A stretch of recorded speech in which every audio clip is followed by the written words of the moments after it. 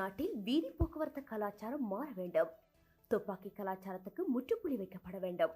அமைதியின் நடுவே நாட்டில் தொடர்ந்து ஒலிக்கும் துப்பாக்கிகள். அச்சத்தில் மக்கள். மே 16ஆம் தேதி சிலாபம் வில்லத்தவ பகுதியில் துப்பாக்கிச் சூட்டு சம்பவம் ஒன்று பதிவாகியிருந்தது.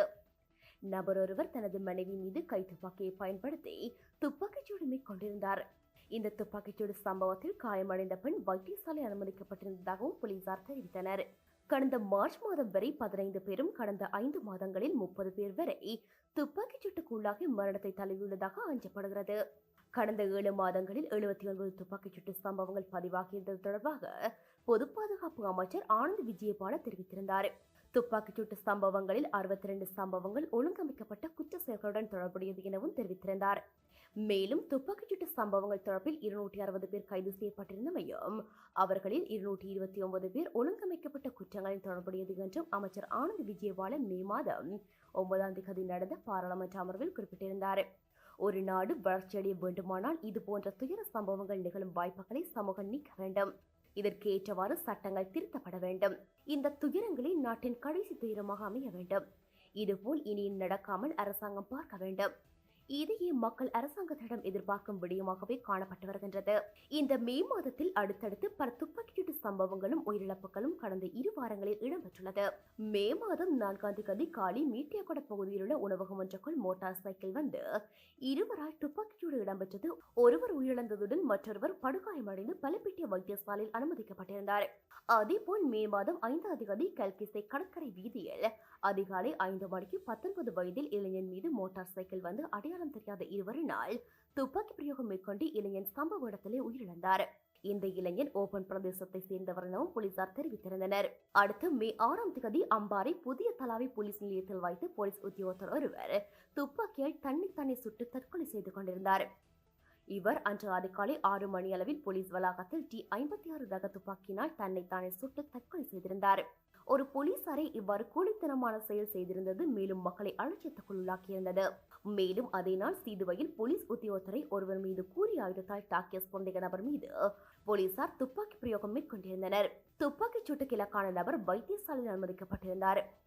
இலங்கையின் தற்போது துப்பாக்கிச்சூட்டு சம்பவங்கள் தொடர்ந்தும் இடம்பெற்று வருகின்றன. இதற்கு காரணம் போலீசாரின் அசட்டை இனமா அல்லது இந்த சம்பவங்களுக்கு போலீசும் துணை புரிகின்றதா என மக்கள் குழம்பி கேள்வி கேட்கும் நிலையிலேயே இன்றைய சூழல் உருவாகியுள்ளது. தொடர்ந்து இடம்பெறும் வீதி விபத்துகள், சாரதிகளின் கவனையினத்தால் பலியாகும் மனித உயிர்கள். தற்போது இலங்கையில் தொடர்ந்தும் பல வீதி விபத்துகள் இடம்பெற்று வருகின்றன. அண்மையில் மே 1ஆம் தேதி புலனறுவை கபரணி பிரதான வீதியின் மின்னேறிய ராணுவ முகாமுக்கு அருகில் கதிர்வெளவில் இருந்து கொழும்பு நோக்கி பயணித்த தனியார் பேருந்தும் கொழும்பில் இருந்து கதிர்வெள நோக்கி பயணித்த தனியார் பேருந்தும் இரண்டும் நேருக்கு நேர் மோதி இடம்பெற்ற விபத்தில் 2 உயிரிழந்ததோடு காயமடைந்தவர்கள் புலனறுவை மற்றும் கிங்கிராங்கொட வைத்தியசாலையில் அனுமதிக்கப்பட்டிருந்தனர். தொடர்ந்து மே 3ஆம் தேதி ஜாழ் பிரதான வீதியில் கலியடி பகுதியில் இடம்பெற்ற கோர விபத்தில் பலர் படுகாயமடைந்துள்ளனர். இதில் ஆடை தொழிற்சாலை பணியாளர்களை ஏற்றி வந்த தனியார் பேருந்துடன் ஹெண்டர் ரக வாகனம் மோதியதில் இந்த விபத்து ஏற்பட்டிருந்தது. இதில் மோட்டார் சைக்கிள் ஒன்றில் இருந்தவரும் காயமடைந்தார். இந்த விபத்தில் ஹெண்டர் வாகனத்தின் சாரதி மற்றும் உதவியாளர் உட்பட 9 ஆடை தொழிற்சாலை பணியாளர்கள் காயமடைந்தனர்.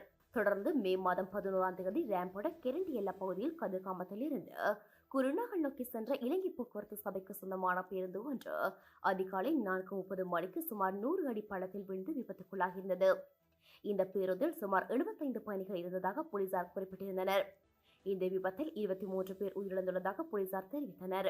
மேலும் விபத்து குறித்து போலீசார் தெரிவித்த தகவலானது சென்று கொண்டிருந்த பேருந்தில் திடீர் தொழில்நுட்ப கோளாறு ஏற்பட்டதே இந்த விபத்துக்கு காரணமாக இருக்கலாம் என சந்தேகித்ததாக கூறினர்.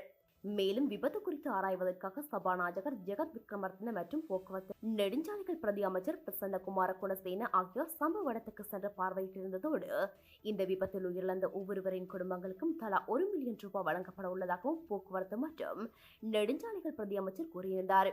மேலும் நாடு முழுவதும் சோகத்தில் ஆழ்த்திய இந்த சம்பவத்தில் விபத்துக்குள்ளான பெண் ஒருவர் பேருந்தின் கீழே சிக்கியிருந்த நிலையில் தனது 6 மாத குழந்தையை தனது இடுப்பின் பாதுகாப்பில் வைத்திருந்த சம்பவம் நாடு முழுவதையும் நிகழ்ச்சியில் ஆழ்த்தியிருந்தது. இருப்பினும் பல மணி நேர போராட்டத்துக்கு பிறகு தாயை குழந்தையும் வைத்தியசாலையில் அனுமதிக்கப்பட்ட பின் 11ஆம் தேதி பிற்பகல் உயிரிழந்திருந்தார். எனினும் மே மாதம் 14ஆம் தேதி மாத்திரம் இலங்கையில் 4 விபத்துகள் இடம்பெற்றிருந்தன. ஒன்று அம்பாறை மகியங்கனி வீதியில் மையங்கனி கோவத்த பகுதியில் அதிகாலை 2:30 மணிக்கு சொகுசு பேருந்து ஒன்று வீதியை விட்டு விலகி விபத்துக்குள்ளாகியிருந்தது. ஆனால் இந்த விபத்தில் எவருக்கும் காயங்கள் ஏற்படவில்லை என போலீசாரினால் தெரிவிக்கப்பட்டிருந்தது. எனினும் மற்ற விபத்தான நுவரெலியா கண்டி வீதியில் ரம்பட பகுதியில் வேன் ஒன்று பள்ளத்தில் விழுந்து விபத்துக்குள்ளாகியிருந்தது. இதில் 17 பேர் காயமடைந்துள்ளனர்.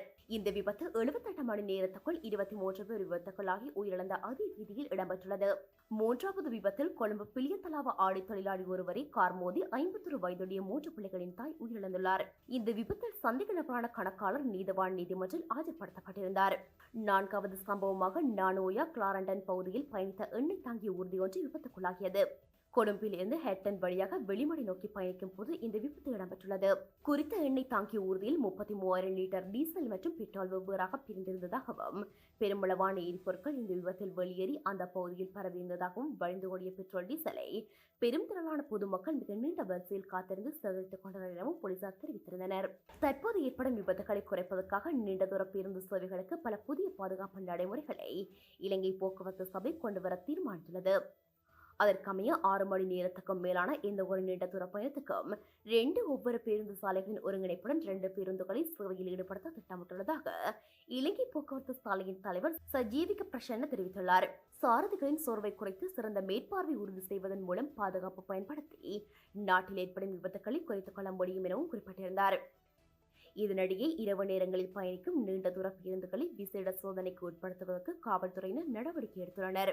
பாதுகாப்பற்ற வீதிகள், மோசடியான வீதி பாவனைக்குரிய சான்றிதழ்கள், சரியான முறையில் பயிற்றுவிக்கப்படாத அல்லது லஞ்சம் கொடுத்து பெறப்படும் வாகன அனுமதி பத்திரங்கள், வீதி போக்குவரத்து வீதிகளை கடைபிடிக்காத சாரதிகள், இவ்வாறு பல்வேறு காரணங்கள் இந்த விபத்துகளுக்கு காரணமாகின்றது. அந்த வகையில் பொருத்தமற்ற வாகன சோதனைகள் அகற்றப்பட்டுள்ளது. ஏனைய விடயங்கள் தொடர்பில் கூடுதல் இறுக்கங்கள் கொண்டுவரப்பட வேண்டும். வீதி போக்குவரத்து மிக கடுமையாக்கப்பட வேண்டும். நாளாந்த பயணங்கள் இறுதி பயணங்களாக கூடாது. 2024 மட்டும் 2541 பேர் வீதி விபத்துகளில் கொல்லப்பட்டுள்ளனர். 2019 3097 இருந்த எண்ணிக்கையில் வீழ்ச்சி ஏற்பட்டாலும் இது இன்னமும் குறைக்கப்பட வேண்டும். மேலும் மரணங்களை தவிர உடல் ஊனங்கள் மற்றும் குடும்பத்தின் பொருளாதார இழப்பு, மனநிலை பாதிப்பு, எதிர்காலம் என மதிப்பிட முடியாத பல துன்பியலுக்கு இந்த விபத்துக்கள் காரணமாகின்றன. 70 மில்லியன் மக்கள் தொகையை கொண்ட பிரித்தானியாவில் ஆண்டுக்கு 1650 பேர் வரையானவர்களே வீதி விபத்துகளில் இறந்துள்ளனர். ஆனால் இலங்கை போன்ற 22 மில்லியன் சனத்தொகை கொண்ட ஒரு நாட்டில் அன்னளவாக இரட்டிப்பான விபத்துகள் இடம்பெறுகின்றன. இந்த விபத்துகளும் அதனால் ஏற்படுகின்ற பொருளாதார பாதிப்புகளும் மிக அதிகம். நாட்டில் வீதி போக்குவரத்து கலாச்சாரம் மாற வேண்டும். துப்பாக்கி கலாச்சாரத்துக்கு முற்றுப்புள்ளி வைக்கப்பட வேண்டும்.